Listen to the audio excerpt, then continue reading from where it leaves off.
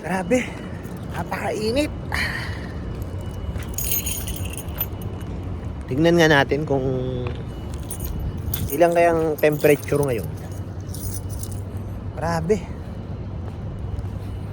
Sobrang init. Sa inyo ba dyan na mainit din ba dyan? Sa Kuwait, sa Qatar? Tingnan natin ilang temperature. Damam.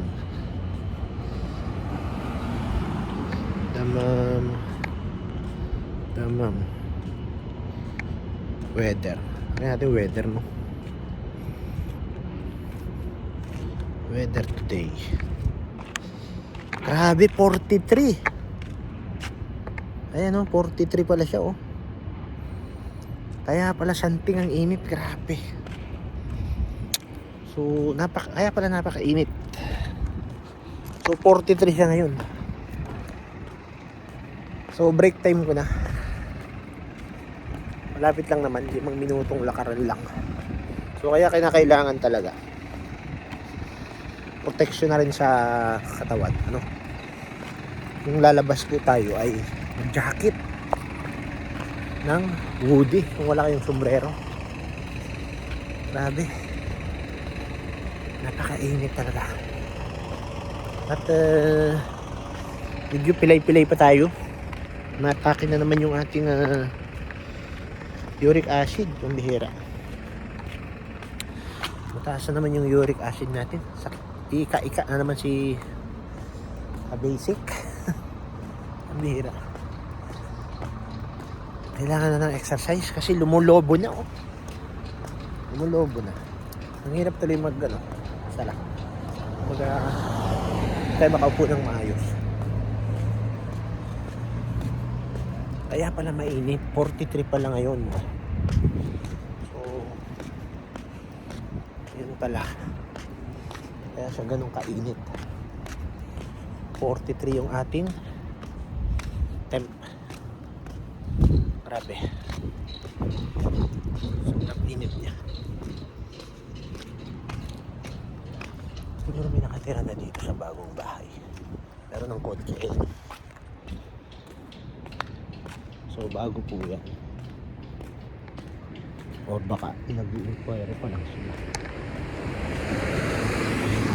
Grabe. At saka sa dala ng init talaga. Iisipin nyo, ano? Paano kaya naglalakbay yung mga tao dati, ano? Yung mga pumupunta ng Makkah, galing pa ng Egypt, ano? Paano kaya sila naglalakbay? Galing sila ng Palestine. Talagang grabe rin pala ang sakripisyo na ginagawa nila dati. Unlike ngayon na punta ka ng Makkah, nag-ano ka lang, aeroplano.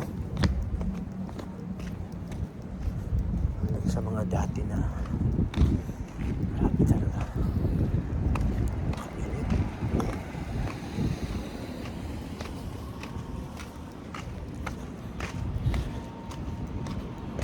Init talaga. 43 degree. Ang mira.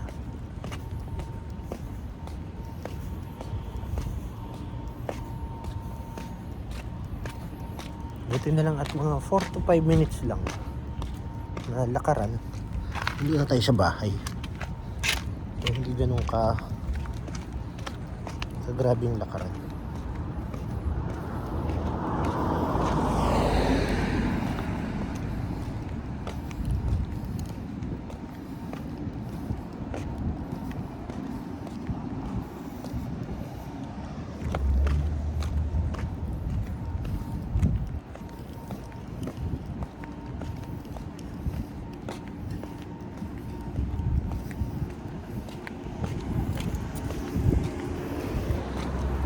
Work 5 minutes. Normal lalakad ka. Kasi yung shop naman namin is around 300 meter. Hindi siya ganun ka layo.